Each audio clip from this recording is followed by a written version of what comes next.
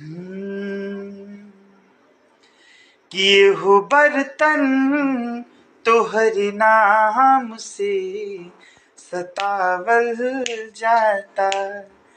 एहो बर्तन तोहरे नाम से सतावल जाता। कि घर ही में रह के हमसे बर्तन धोआवल जाता। घर ही में रह के हमसे ई बर्तन धोआवल जाता। एहो बर्तन तोहरे नाम से सतावल जाता।